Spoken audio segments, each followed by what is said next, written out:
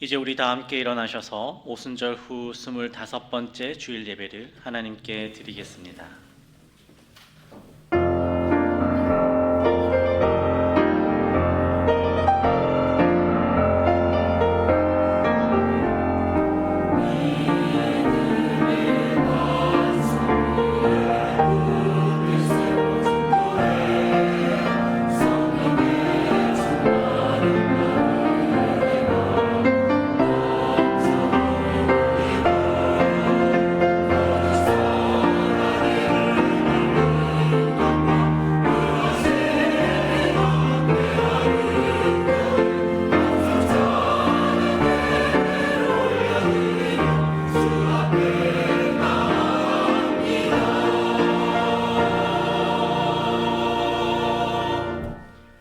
나의 영혼아, 잠잠히 하나님만 바라라. 물은 나의 소망이 그로부터 나오는도다. 오직 그만이 나의 반석이시요 나의 구원이시요 나의 요새이시니 내가 흔들리지 아니하리로다. 백성들아, 시시로 그를 의지하고 그의 앞에 마음을 토하라. 하나님은 우리의 피난처시로다. 하나님은 영이시니 예배하는 자가 영과 진리로 예배할지니라. 존귀와 영광을 세세 무궁토록 받으시기에 합당하신 하나님 아버지, 미천하고 보잘것없는 저희를 십자가 보혈로 의롭다 인정하시고 하나님의 자녀로 삼아 주신 것에 감사를 드립니다. 하나님은 상천하지에 홀로 한 분이시니 우리가 드리는 이 예배를 통하여 홀로 영광을 받으시옵소서. 겸손하게 엎드린 저희 마음에 구원의 기쁨을 회복시켜 주시며 영적 잠을 자던 심령을 성령님의 음성으로 일깨워 주셔서 하나님을 기뻐하며 하나님께만 찬송과 경배를 드리게 하여 주옵소서. 우리 예배를 기쁘게 받으시는 예수님의 이름으로 기원하옵나이다. 아멘. 나는 전능하신 아버지 하나님 천지의 창조주를 믿습니다. 나는 그의 유일하신 아들 우리 주 예수 그리스도를 믿습니다. 그는 성령으로 잉태되어 동정녀 마리아에게서 나시고 본디오 빌라도에게 고난을 받아 십자가에 못 박혀 죽으시고 장사된 지 사흘 만에 죽은 자 가운데서 다시 살아나셨으며 하늘에 오르시어 전능하신 아버지 하나님 우편에 앉아 계시다가 거기로부터 살아있는 자와 죽은 자를 심판하러 오십니다. 나는 성령을 믿으며 거룩한 공교회와 성도의 교제와 죄를 용서받는 것과 몸의 부활과 영생을 믿습니다. 아멘.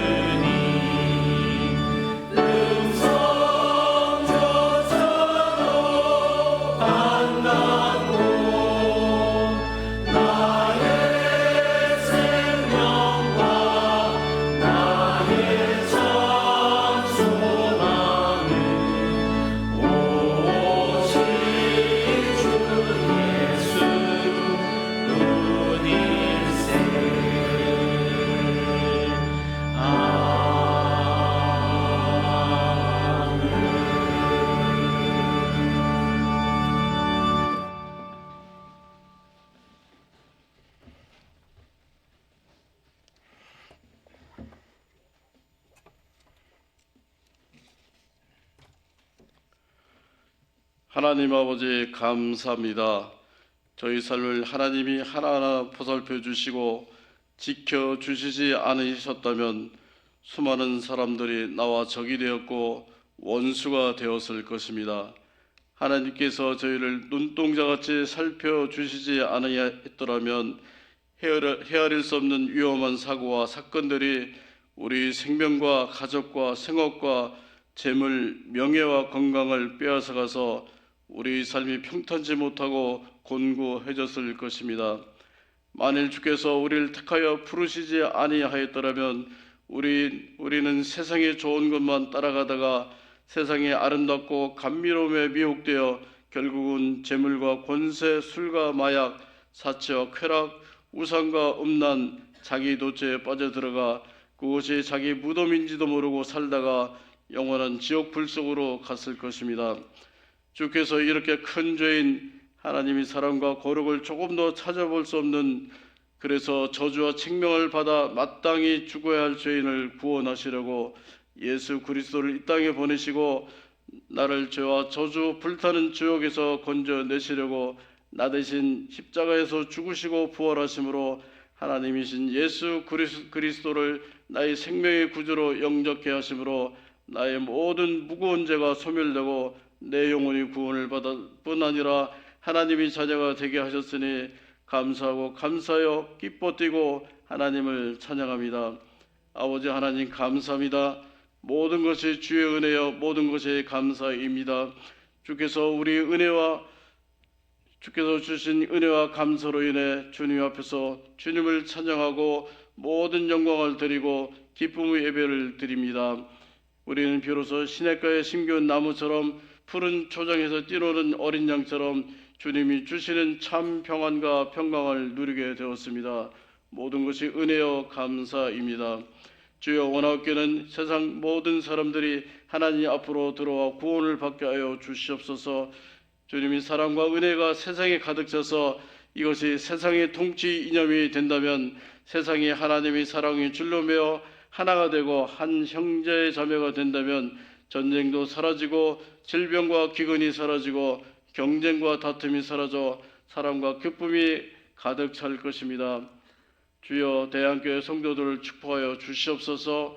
하나님과 함께 가는 기쁨과 재미를 알게 하시고 언제나 은혜 안에서 살게 하시고 감사와 찬양으로 살게 하여 주시옵소서. 성도들도 서로 사랑하고 돕고 섬기며 겸손하며 배려와 용서, 관용의 끈으로 메어 주시옵소서. 서로 위해 기도하고 사랑하고 보고 싶어하는 마음을 주시옵소서. 언제나 건강하게 하시고 가족 간의 사랑이 넘치게 하시고 소원을 담아 올려드린 기도에 응답하여 주시고 질병과 싸우는 성도들을 위로하시고 건강을 회복시켜 주시옵소서. 높은 금리와 침체된 경기로 어려움을 겪고 있습니다. 성도들이 생업을 지켜주시고 일용한 양식을 공급하여 주시옵소서. 수능시험을 끝낸 학생들을 위로하시고 하나님이 이끄신 대로 따라가게 하여 주시옵소서. 모든 일을 하나님께 함께 시작한다는 결심으로 살게 하여 주시옵소서. 북한에 있는 우리 동포들을 잊지 마시고 저들을 사탄의 소나기에서 벗어나게 하시고 우리와 함께 희로애락을 함께하고 하나님께 예배드리고 찬양케 하시옵소서. 전쟁과 기근과 기아 속에서 고통을 받는 세계 열방들을 구원하여 주시고 저들을 하나님 품으로 안아 주시옵소서. 저들이 지도자들이 교만하고 사탄의 길로 가고 있어 그들이 할 수 있는 것은 싸움과 살생밖에 없기 때문입니다. 우리 대한민국을 성장시키는 것도 감사하지만 이승만 대통령이 성경 위에 손을 얹고 취임 선서를 한 것 같이 우리나라는 하나님의 나라 백성이 되게 하시고 교회마다 성도가 차고 넘치게 하시고 초심을 잊지 않게 하여 주옵소서. 이와 같이 대한교회도 성도들이 차고 넘치게 하시고 청년부와 주일학교가 부흥케 하시기를 원합니다. 당회를 축복하사 목사님과 성도들을 잘 섬기게 하여 주시옵소서. 목사님께서 단위에 올라가셔서 하나님의 말씀을 전하실 때 성령께서 함께 하셔 듣는 저희들은 감사와 기쁨으로 듣게 하시고 또한 감사와 기쁨으로 예배를 드리게 하시옵소서. 주님의 일꾼들에게 복을 주시고 해외에서 선교하시는 선교사들에게 힘을 주시옵소서. 아가페 찬양대에게 복을 주시고 드리는 찬양으로 영광 받으시옵소서. 거룩하신 우리 주 예수님 이름으로 기도하였습니다. 아멘. 말할 수 없는 주의 크신 사랑을 버리시잖아. 놀라운 사랑이 내게 임했네.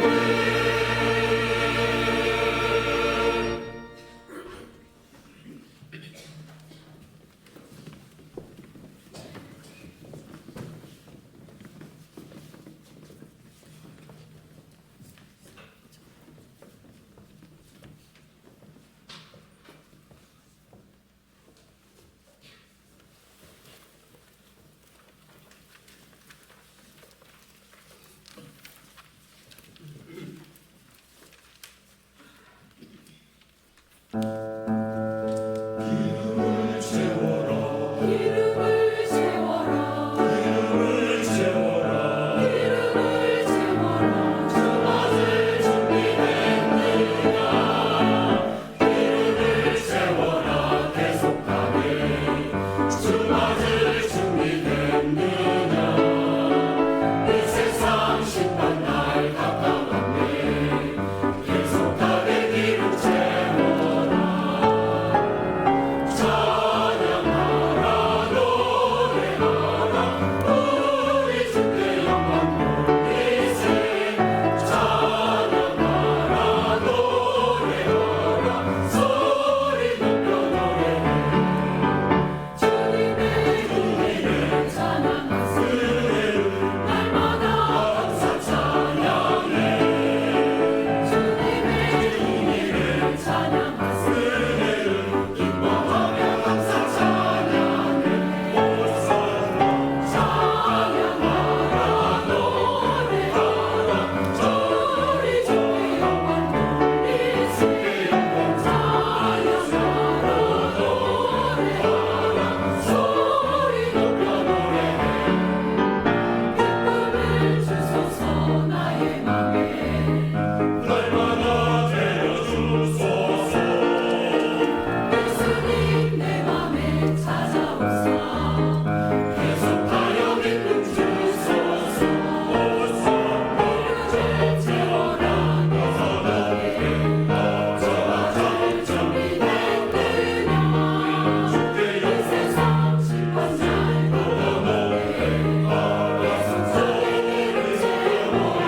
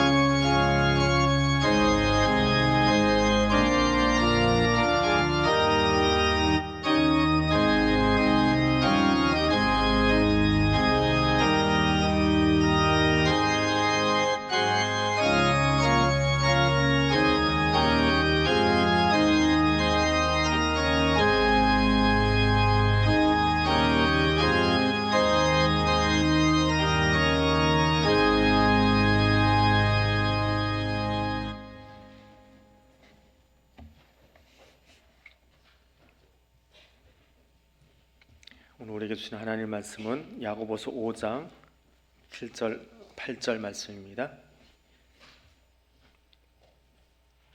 야고보서 5장 7절과 8절 말씀 같이 읽겠습니다. 그러므로 형제들아 주께서 강림하시기까지 길이 참으라. 보라 농부가 땅에서 나는 귀한 열매를 바라고 길이 참아 이른 비와 늦은 비를 기다리나니 너희도 길이 참고 마음을 굳건하게 하라. 주의 강림이 가까우니라. 아멘. 쌀 한 톨의 무게가 얼마나 될까요? 한 톨 이렇게 들어서 무게 재보신 적은 없겠지요? 그럼 가격으로 따지면 계란 한 판이 요즘 얼마 하지요?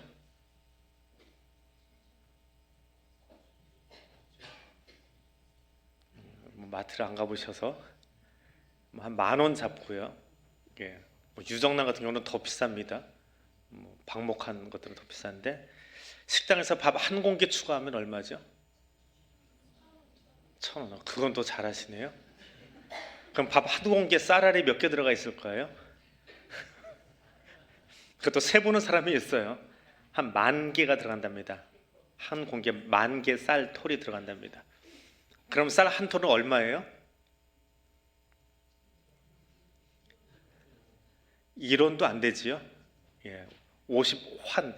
은행에서는 쓰지 않는 50전이죠. 지금 50전이 됩니다. 예, 전 단위는 이게 그 은행 전산에는 있는데 실제로 쓰지 않는 단위인데 아무튼 1원도 안 됩니다. 1원도 안 되는 이 쌀 한 톨의 무게는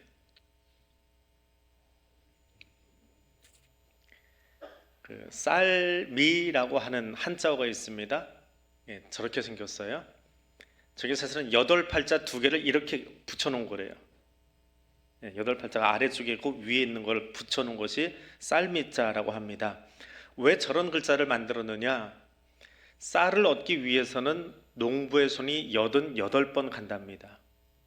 그래서 쌀미자는 88해서 88이라고 하는 의미를 담아 놓은 거라고 그래요. 옛날 어른들은 쌀 한 톨의 무게를 이렇게 표현합니다. 1미7근이다. 쌀 한 톨이 7근이다. 한 근이 얼마나 되지요? 예, 그 근수 따질 필요 없어요. 우리말의 7근이라고 하는 말은 가장 무겁다라고 하는 표현이랍니다.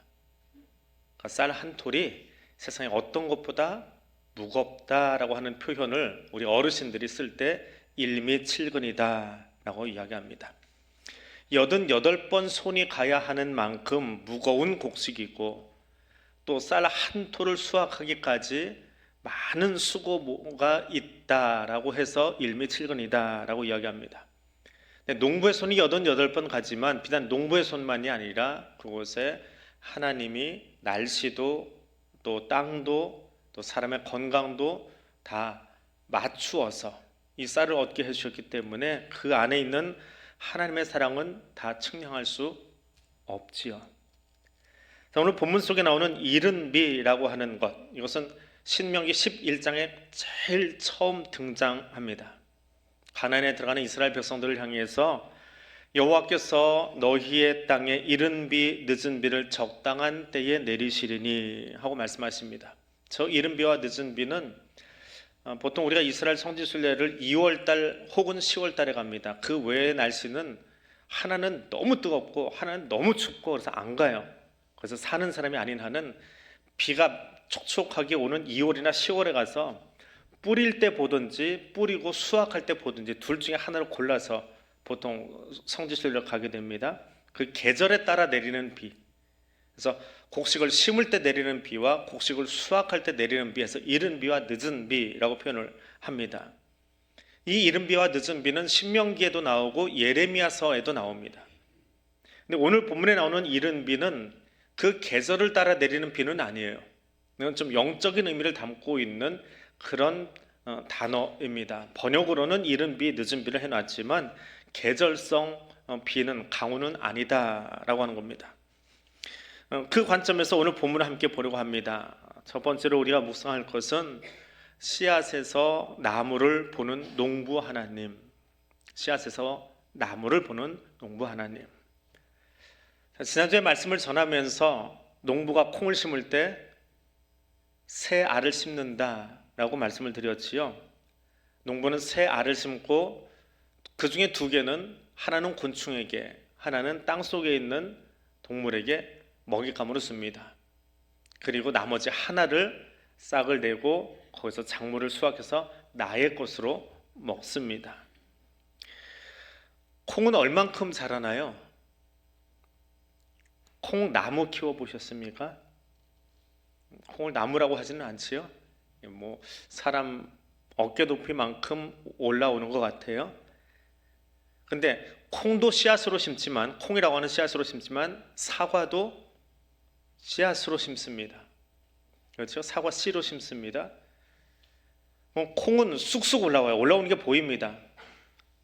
반해 한 6개월 키우면 쑥 올라와서 우리가 거두지요. 사과는 얼마나 걸리나요? 더뎌도 그렇게 더딜 수가 없지요. 그것이 나무가 되고 수확하기까지는 몇 년이 걸립니다. 씨앗이 땅에 심겨지고 그것이 나무가 되고 열매를 거두려면 몇 번의 겨울을 지나가야 되고, 그 겨울을 지나면서 나무는 단단해지고 큰 나무가 됩니다. 우리는 위로 올라온 나무만 보는데 사실은 그 나무 밑에 이 나무를 지탱하기 위해서 뿌리가 있고, 그 뿌리는 물을 찾아서 더 깊숙이, 나무가 큰 만큼 더 깊이 내려가서 위에 있는 나무 줄기를 지지해 줍니다. 그 모든 것이 씨앗에서 시작합니다. 우리의 삶도 마찬가지지요. 해산의 수고를 지난 뒤에 사람이 점점 자라갑니다. 그런데 울음을 막 터뜨린 코끼리나 사슴은 나오자마자 좀 있다가 뛰기 시작해요. 자기가 알아서 먹을 것을 찾아 다닙니다. 근데 사람은 걷는데 얼마나 걸려요?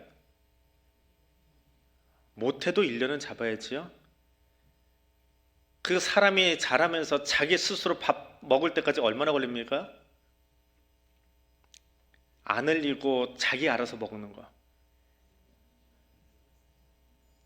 집집마다 조금씩 다르긴 하지만 그 사람이 재구실하면서 자기 밥벌이 할 때까지 얼마나 걸립니까? 30년 돼도 못 보는 사람도 있어요.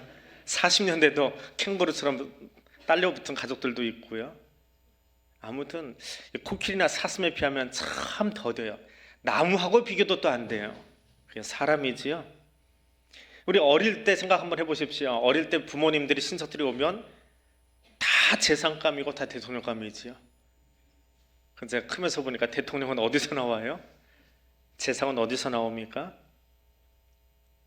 근데 아무튼 이 씨앗으로서의 인생, 그 아이를 보면 그 안에 이미 하나님의 계획과 꿈이 그 안에 담겨 있어요.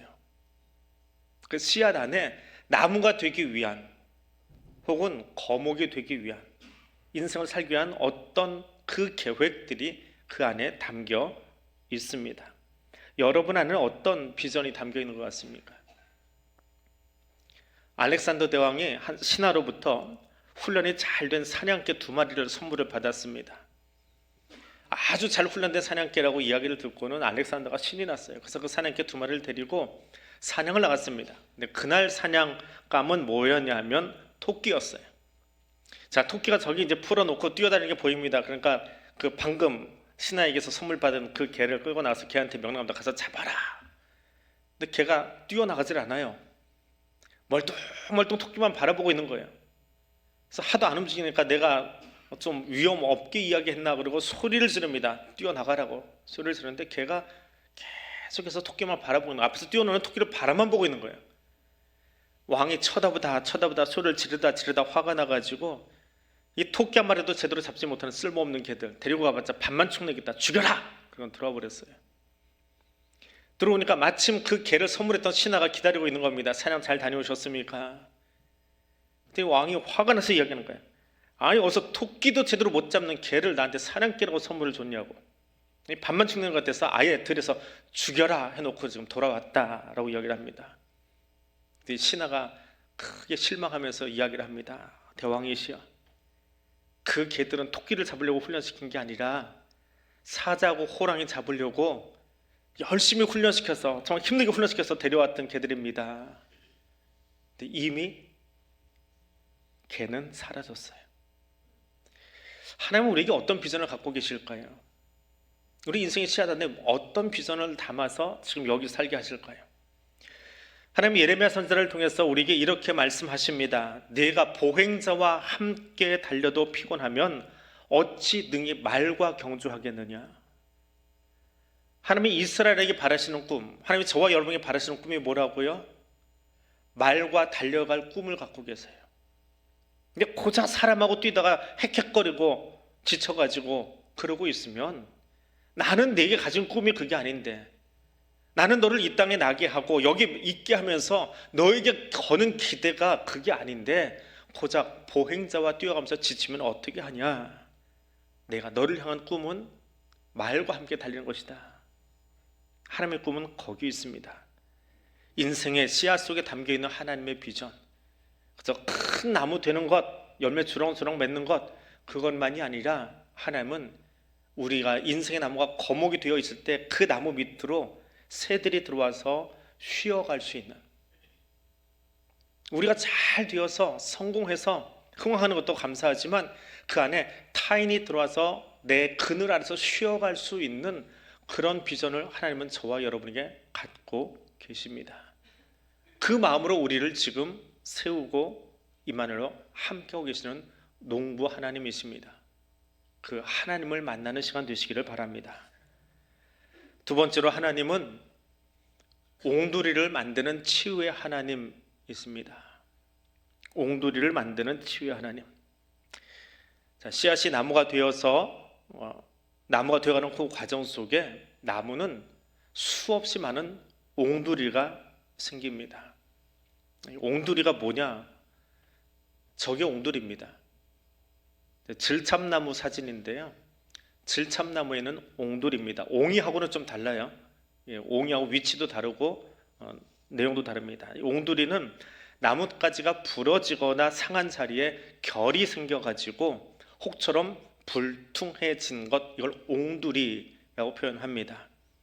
혹은 짐승들을 보면요, 이 짐승들 보면 이 발 정강이 쪽, 이 관절 쪽에 하도 해서 부딪히고 또 맹수들한테 긁히도 하고 하면서 상처가 나요. 그러면 이 정강이 옆으로 혹이 불룩하게 나옵니다. 병이 걸려서 생긴 게 아니고요, 이 상처가 점점 딱딱하게 굳어서 생긴 것, 이걸 옹두리라고 표현한답니다. 나뭇가지가 잘리면서 상처가 생기고 나무는 그 아픔을 시간과 함께 받아들이면서 자기의 무늬로 만들어간대요. 이것이 옹두리라고 합니다. 예측 불허의 자연 속에서 나무들은 저런 옹두리가 많이 생깁니다. 조경수로 깔끔하게 키운 나무에는 저런 옹두리가 잘 안 보여요. 저 옹두리는 어디서 보이냐? 산에 가서 오래 있는 나이 먹은 나무들을 보면 저 옹두리가 잔뜩 있습니다. 버티고 버티면서 바람에 부러지고 또 자기들끼리 부딪히고 짐승들이 와서 핥혀놓고, 그럼 그 상처기가 하나씩 하나씩 저렇게 다시 아물어요. 또 새로운 결을 만들어가요. 그러면서 저 옹두리가 생겨난답니다. 그래서 저렇게 옹두리가 생긴 나무가 목재를 사용하는 목수들에게는 더 좋은 그 목재감이 된다라고 합니다. 나무는 그 자연 속에서 숱한 고난의 시간에 몸에 상처를 안고 살아갑니다. 하지만 상처를 그대로 방치하는 것이 아니라 무늬처럼 바꾸어 사용해요. 마치 오랜 시간 목수일을 하는 사람이 나무를 잡고 톱을 잡고 망치를 잡으면서 손에 굳은 살이 생긴 것처럼, 인생에 굳은 살이 생긴 것처럼 나무도 저렇게 옹두리라고 하는 무늬를 갖게 된다고 합니다. 사람은 삶 속에 자기의 옹두리를 갖고 있습니다. 삶이 아름답다라고 할 수 있는 것은 상처를 상처 그대로 내버려 두지 않고 하나님께서 주신 치유의 시간을 거쳐서 그것이 옹두리라고 하는 무늬로 그 안에 남아 있기 때문에 그렇습니다. 여러분 안에는 어떤 옹두리가 있으십니까? 다니엘이 청소년기에 바벨론으로 끌려갔습니다. 나라 없는 백성, 자기 나라 음식도 먹지 못하고 옷도 바벨론식으로 입어야 하는 그 소년의 마음은 어땠을까요? 다니엘을 끌어간 바벨론의 왕은 그들에게 왕이 먹는 음식, 이방 신전의 음식과 그 옷을 입히길 원했습니다. 하지만 다니엘과 세 친구는 이방 우상 신전에서 나온 기름진 음식 대신에 절제된 음식으로 자신들을 지키길 원했습니다. 이 친구들을 관리해야 하는 환관들은 그런 식습관이, 내가 담당한 청년들이 그거 먹고 몸이 상할까봐, 또 책임을 다하지 못했다고 해서 자기가 죽을까봐 염려되어 두려워하며 이야기를 합니다. 하지만 다니엘서 1장 17절에 보면 하나님이 이 네 소년에게 학문을 주시고 모든 서적을 깨닫게 하시고 지혜를 주셨다라고 말합니다. 유다를 넘어뜨린 당대 최강의 나라가 제공한 음식, 그리고 3년간 이어진 바벨론 교육 시스템이 다니엘을 세운 것이 아닙니다. 여호와 신앙으로 서기 원했던 다니엘과 친구들에게 하나님이 학문을 주셨고 하나님께서 깨닫게 하셨고 하나님께서 그들의 삶을 책임져 주셨습니다. 하나님이 책임진 다니엘의 삶은 어땠습니까? 나라 잃은 상처, 또 그 청년기를 이방 땅에서 눈치 보며 살아야 했던 그 시간을 하나님이 치유하시고 그 안에 수많은 옹두리의 무늬들을 만들어 놓으셨어요. 그리고 노년이 돼서도 바벨론 왕이 찾을 수밖에 없는, 다시 총리로 기용하고 재기용하는 사람으로 세워가셨습니다. 내가 가진 상처는 얼마나 큽니까? 내가 가진 고난의 깊이는 얼만큼입니까? 그것도 하나님께 맡기십시오. 그러면 하나님은 그것을 치유해서 멋진 옹두리라고 하는 무늬가 되게 해주십니다. 오늘도 나에게 옹두리의 무늬를 만들어주시는 그 하나님께 감사할 수 있기를 원합니다. 세 번째로 인생의 단비를 내려주시는 하나님, 인생의 단비 내려주시는 하나님 만나시기를 바랍니다. 하나님은 내 삶의 옹두리를 만들어 가시면서 좋은 나무가 되도록, 인생의 거목이 되도록 관여하십니다. 그 과정 중에 이른 비와 늦은 비, 한마디로 하면 단비를 내려주십니다. 때에 맞는 빗줄기는 계절을 따라서 그게 이른 비이건 늦은 비이건 단비라고 하는 말이 더 어울릴 것 같습니다. 그리고 하나님은 이 단비를 주님 다시 오실 때까지, 주께서 강림하실 때까지 저와 여러분에게 계속해서 부어주십니다. 살아가다 보면 갈증이 날 때도 있습니다. 근데 그 갈증은 그렇게 오래 가지 않습니다. 하나님이 우리에게 단비를 부어주시기 때문에 그렇습니다. 그것도 내 삶의 가장 적절한 타이밍에 부어주십니다. 나는 그저 조급하고 목이 타고 애가 타서 두리번거리면서 왜 아직도 안 주시냐고 투정하고 있는지 모르지만 하나님은 내 삶의 가장 적절한 타이밍에 단비를 내려주십니다. 세계 애니메이션 역사에 큰 획을 그은 월트 디즈니라고 하는 사람이 있습니다. 어려서부터 그림 그리는데 소질이 있었고 재미가 있어 그림 공부를 참 많이 했어요. 근데 그림에는 소질이 있는데 가난했던 그런 소년입니다. 근데 이 월트 디즈니가 오스왈드라고 하는 사람을 만나요. 그래서 같이 합작해서 회사를 하나 세웁니다. 오스왈드는 역할이 배급자였어요. 영화 배급한다 그러죠. 영화 만드는 사람이 따로 있고 이거를 유통시키는 사람이 따로 있는데 이 유통업 하시는 분들을 이제 배급한다라고 표현을 하는데, 그림만 좋아하고 가난해서 다른 공부는 더 못했던 이 디즈니가 경영에는 문외한이었어요. 그래서 자기가 그렸던 그 그림들, 처음에 토끼 그림을 그렸어요. 근데 그 저작권을 다 뺏겨버립니다. 뺏긴 게 아니라 그냥 그러려니 하고 줬던 거예요. 그랬다가 저작권이라는 게 있는 것도 몰랐지요. 다 뺏겼어요. 그렇게 그 청년기 20대까지 그렸던 히트쳤던 작품들을 다 뺏겼습니다. 회사를 합작해서 사는데 회사도 다 그 사람 명의로 돼서 다 가져가 버렸습니다. 자기와 함께 그림을 그리던 그 보조하던 직원들까지도 깡그리 뺏겼어요. 오스왈드가 회사를 다 가져가 버렸습니다. 남은 건 자기 옆에 평생의 절친이라고 부르는, 제가 그 사람 이름을 잊어버렸는데요, 그 절친 하나만 달랑 남았어요. 그러나 아무것도 남지 않았습니다. 그 20대에 실패한 디즈니입니다. 참 내 신세가 뭔지. 그때 이제 디즈니가 자기 신세를 한탄하면서 그림을 하나 그려요. 거기다는 일화가 여러 개가 있습니다. 어느 게 정선인지 몰라요. 디즈니가 직접 밝힌 적이 없기 때문에 추정을 합니다. 이런저런 이야기가 있는데, 비 오는 날 창고에 들어가서 자기가 키우던 애완용 쥐를 쳐다봅니다. 그게 꼭 오스왈드 그놈을 닮았대. 그건 약간 비화예요. 설마 그랬겠느냐. 근데 하도 이 오스왈드가 얄밉게 보니까 그렇게 사람들이 이야기를 만들어요. 근데 정설은 그 애완용 쥐를 바라보면서 내 신세가 이렇지 하고는 그 쥐를 바라보면서 귀가 요만하잖아요. 귀도 좀 이만했으면 좋겠고 코도 요만한 놈인데 그거 주둥이도 이만큼 나왔으면 좋겠고, 그래서 쥐를 한 마리 그려요. 그 이름을 뭐라고 지었어요. 그 처음 이름이 있는데, 근데 부인이 없어 보더니 그 이름 가지고 세상에다 내놓으면 별로 안 어울려. 이름 바꿔. 그럼 뭐라고 할까? 또 부인 말을 잘 들었어. 20대에 결혼했는데 뭐라고 할까? 그랬더니 미키마우스. 미키마우스 아시죠? 부인이 붙여준 이름이에요. 그래서 그 미키마우스의 이름으로 애니메이션, 만화, 영화를 만들어요. 근데 초창기에 작품 2개는 무성 영화예요. 옛날 영화 보면 소리는 안 나오고 그림만 막 돌아가잖아요. 3번째 영화 히트를 칩니다. 무슨 강의 윌리, 겐지스 강의 윌리든가 무슨 강의 윌리예요. 인터넷 찾아보면 나와요. 이게 첫 유성 영화입니다. 만화 영화에다가 더빙을 한 거예요. 우리말로 하면 소리를 입혔어요. 그 소리를 누가 입혔냐면 디즈니 자신의 목소리를 입혔어요. 그래서 이 미키 마우스가 휘바람을 부는데 그게 20대의 디즈니 휘바람 소리예요. 휘바람을 불면서 이 증기선을 타고 강을 가는 그런 모습이 나옵니다. 그때부터 이 미키 마우스가 히트를 쳐서 월트 디즈니라고 하는 지금의 그 회사를 일구기 시작합니다. 모든 것이 무너진 것 같은 그 시간에 하나님이 단비 같은 영감으로 디즈니에게 부여해 주세요. 그리고 독보적인 애니메이션 사업을 하게 됩니다. 우리의 삶은 각자가 모양은 다 다르지만 하나님이 결국은 그분 앞에서 추수할 시간을 허락해 주세요.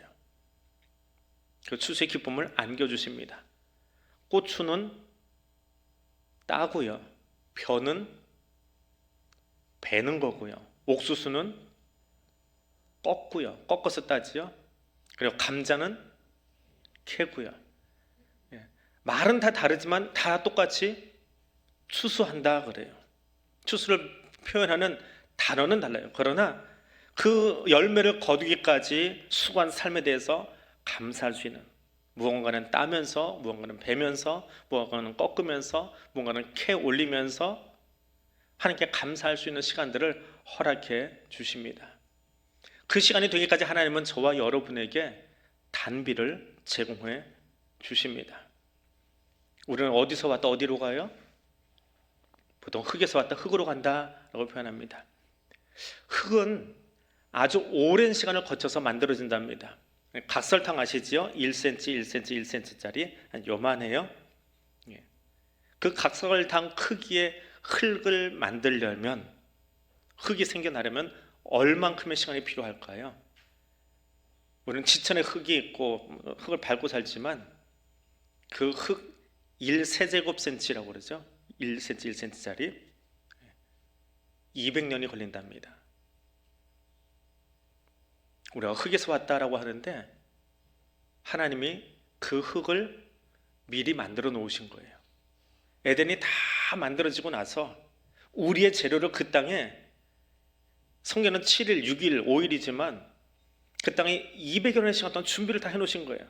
그리고 그 흙에서 한 움큼을 가져다가 빚으시고 거기에 생기를 불어넣으시고 하나님의 형상을 넣어서 우리를 만드셨어요. 그 안에, 그 씨앗 같은 우리 안에 하나님의 비전을 넣어놓으시고, 난 너에게 이런 꿈을 가졌어, 이런 꿈을 가지고 내가 너를 지금 이 시간에 여기 살게 하는 거야. 그렇게 살게 하시다가 다시 어디로 가게 하세요? 그 흙으로 돌아가게 하세요. 그것이 하나님의 구원의 역사입니다. 이 땅을 살다가 태어날 때부터 그렇게 준비되었던 흙에서 우리를 만드신 그 하나님이 다시 흙으로 돌아가기까지 우리에게 매 순간 가장 완벽한 타이밍에 단비를 부어 주십니다. 영원하신 그분의 말씀으로 우리를 끊임없이 채우시고 일으키시고 하나님의 역사를 저와 여러분을 통해서 이 땅에 펼치기를 원하고 계십니다. 오늘 우리는 어떻게 살아야 될까요? 우리 안에 비전을 주신 하나님, 우리 안에 하나님 형상을 가지고 살게 하신 그 하나님, 때로는 상처가 나고 아픔이 있지만 옹두리의 무늬를 만들어 주시는 하나님, 그리고 지금도 내 인생에 단비를 부어주시면서 오늘은 감사의 시간을, 내일은 주의 비전을 가지고 살게 하시는 그 하나님과 함께 임마누엘의 삶을 살아가기를 주님의 이름으로 축복해 드립니다. 오늘 말씀 기억하면서 우리 같이 기도하겠습니다. 임마누엘 하나님 감사합니다. 그리고 오늘도 내게 가장 적절한 타이밍, 가장 최적의 타이밍에 단비 내려주시는 하나님 감사드립니다. 그 하나님께 다시 한번 내 삶을 맡겨드리겠습니다. 온전히 내 시간을 주님께 올려드리겠습니다. 하나님 받으시고 하나님이 원하시는 가장 아름다운 일들을 오늘 우리를 통해서 이루어 주시기를 원합니다. 그 마음으로 우리 하나님께 한 2분 정도 같이 기도 올려드립니다. 사랑의 하나님, 감사합니다. 하나님, 우리를 창조하기 원하셔서 에덴에 가장 좋은 흙을 떠서 그 안에 승기를 불어넣어 주시고 하나님의 형상을 불어넣으시며, 하나님, 우리가 자라고 자라서 인생의 거목이 되었을 때에 나만을 위한 열매를 맺는 것이 아니라 내 안에 날아가던 수많은 새들이, 지나던 많은 사람들이 우리의 그늘에 와서 쉬어갈 수 있는 그런 나무가 되고, 그런 교회가 되고, 그런 하나님의 선교 감당하는 사람 되기를 원하셔서 이 시간 이 자리에 우리를 세워주신 것을 인하여 감사드립니다. 우리 안에 하나님의 비전을 가지고 그 비전을 가지고 살아갈 수 있도록 도와주시는 성령 하나님, 오늘도 하나님께 나의 삶을 온전히 맡겨드립니다.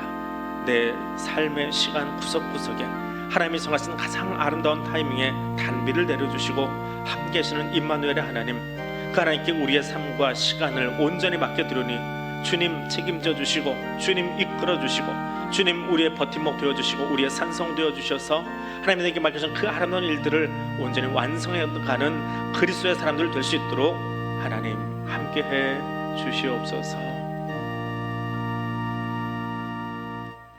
전능하신 하나님, 우리를 하나님의 형상으로 만드신 그 하나님을 찬양합니다. 때로는 우리의 삶에 이해하기 힘들고 감당하기 힘든 시간들이 있지만 때마다 가장 적절한 타이밍에 단비 주시는 하나님께서 인생의 옹도리를 만들어 주시고 그것이 멋진 무늬가 되도록 이끄시는 줄 믿고 감사드립니다. 오늘도 내 안에 새 일 시작하실 하나님의 주권을 믿습니다. 오늘도 나와 함께 하시는 보혜사 성령님의 위로를 받습니다. 예수 그리스도의 십자가 사랑을 가슴에 담고 내게 허락하신 삶의 자리로 나아가겠습니다. 예수님 이름으로 기도드립니다. 아멘.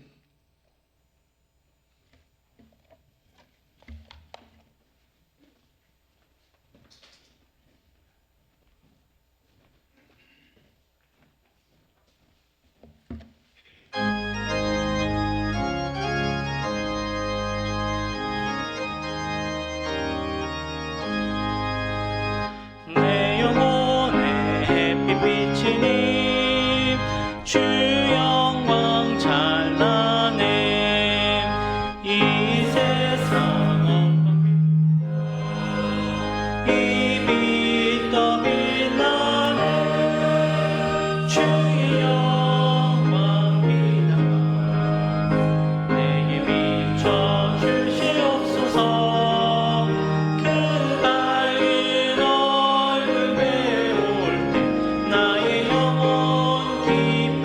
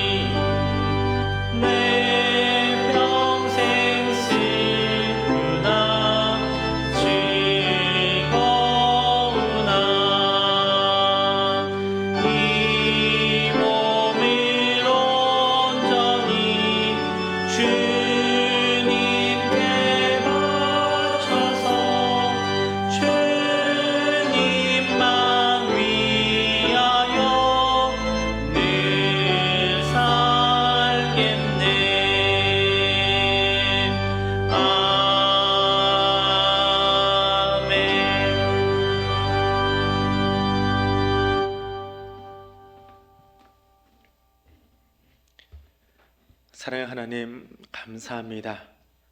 창세전부터 우리를 향한 하나님의 놀라운 예정과 계획 속에 우리를 이곳에 있게 하여 주시고, 오늘도 우리에게 때를 따라 이른 비와 늦은 비로 부어주시며, 하나님, 우리의 인생이 나만을 위한 열매가 아니라 우리를 통하여, 우리 교회를 통하여 세상 이곳에 와서 쉼을 얻고 안식을 얻고 위로받을 수 있는 그런 삶 살아가도록 우리를 세워주시고 인도하여 주시고 여기까지 함께 하여 주심을 인하여 감사드립니다. 그 감사의 고백을 이 예물에 담았습니다. 그 감사의 고백으로 일어서서 다시금 우리의 삶에 베풀어 주실 그 은혜의 담배들을 기억하며 나를 주님께 올려드리오니 기쁘게 흠양하여 주시옵소서. 그 드려진 예물과 드리는 우리의 예배와 헌신하는 우리의 몸과 마음까지도 주님 두 손에 붙잡아 사용하여 주시고, 우리가 나아간 그곳에 나만을 위한 식탁이 아니라 세상을 향하여 식탁을 진설하고 베풀 수 있는 하나님의 사람들 될 수 있도록 주여 우리와 함께하여 주시옵소서. 오늘도 마음이나 원리스만 육신의 연약함 때문에 병상에서 함께 기도하고 있는 환우들이 있습니다. 또 시간을 구별하며 온라인에서 함께 예배드리고 있는 성도들도 있습니다. 오늘도 주신 말씀을 기억하며 각자 처한 곳에서 또 하나님의 계획을 묻고 구하고 있는, 또 진로를 준비하고 있는 우리 청년들, 또 우리 아이들 있습니다. 그곳에 좀 함께 해주시고 여호와 이레 하나님 그 걸음을 인도하여 주시며 여호와 라파라는 그곳의 치유와 회복의 은총으로 함께 하여 주옵소서. 주신 말씀 붙들고 우리의 삶에서 나아가려고 합니다. 나아간 그곳에서 하나님의 영광 드러내는 자로 살 수 있도록 성령님 우리를 친히 이끌어 주시옵소서. 예수님 이름으로 기도드립니다. 아멘. 우리 이 시간은 새가족 수료식 먼저 진행하도록 하겠습니다. 새가족부에서 나와서 진행해 주시겠습니다.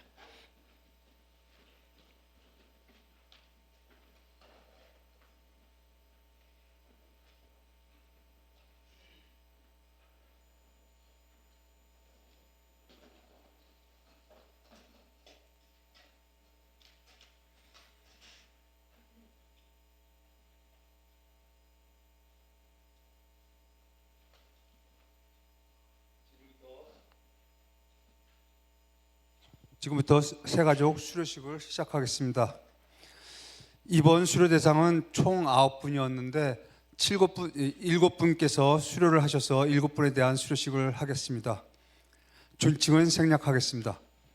단상으로 좀 올라와 주세요.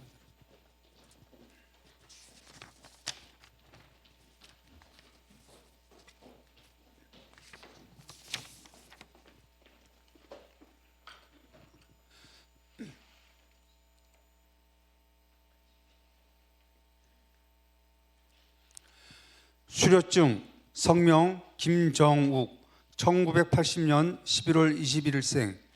위의 사람은 대한교회에서 실시하는 새가족 양육 5주 과정을 훌륭히 마쳤으므로 이 증서를 드립니다.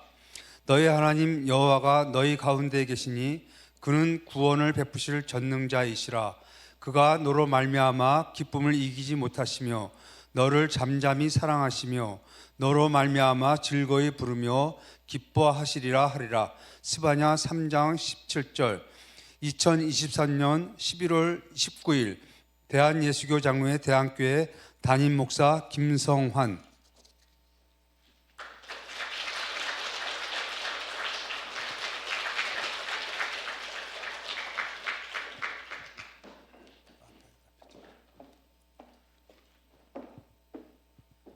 수료증 박순자 1954년 8월 14일. 내용은 같습니다.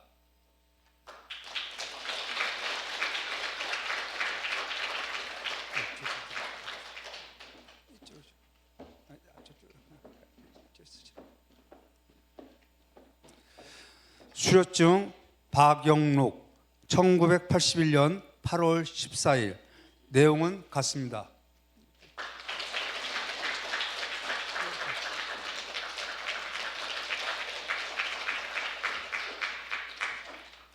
수료증 이현민 1987년 2월 3일생. 내용은 같습니다.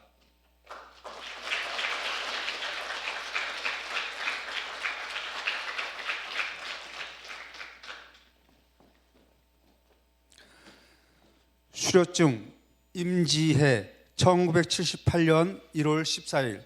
내용은 같습니다.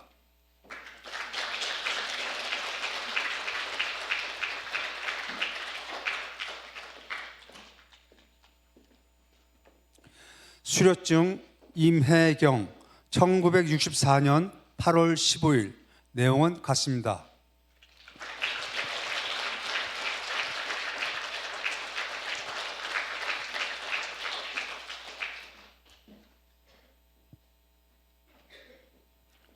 수료증 조영선 1988년 3월 16일. 내용은 같습니다.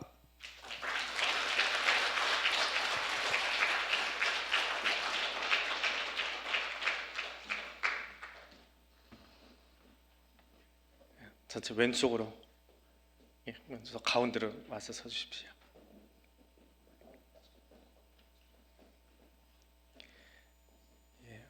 우리 새가족부에서 준비한 꽃다발 나눠 드리도록 하겠습니다. 꽃 먼저 전달해 주시고요.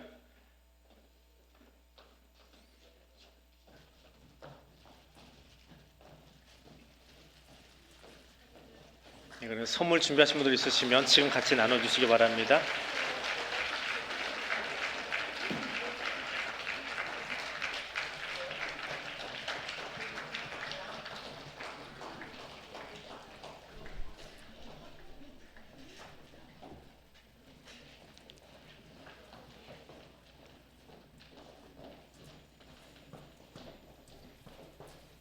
얼굴 한 분 한 분 잘 보아주시고요. 새 가족이니까 사진에 있는 얼굴하고 조금 다를 수 있어요. 그래서 누구냐라고 물으시는 분들이 있어서 여기 서실 때 얼굴 보아주시면 더 좋을 것 같아요. 이분들 교회 잘 정착하고 또 훈련 과정까지 잘 마치셨는데 또 내년에는 각 부서에서도 또 교회 안에 여러 곳에서 함께 교제하고 또 함께 섬길 수 있도록 여러분도 적극 협력해 주시기 바랍니다. 인사할 때 큰 박수로 환영해 주시기 바랍니다. 자리로 들어가십시오.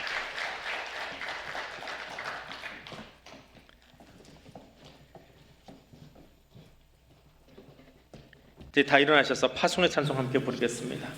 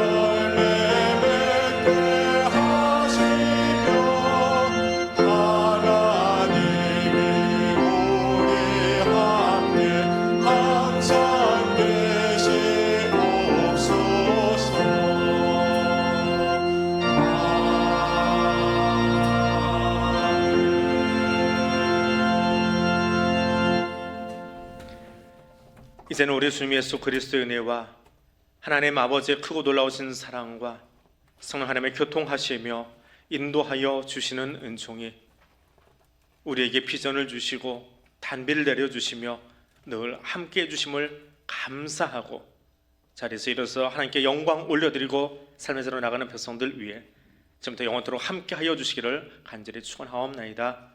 아멘.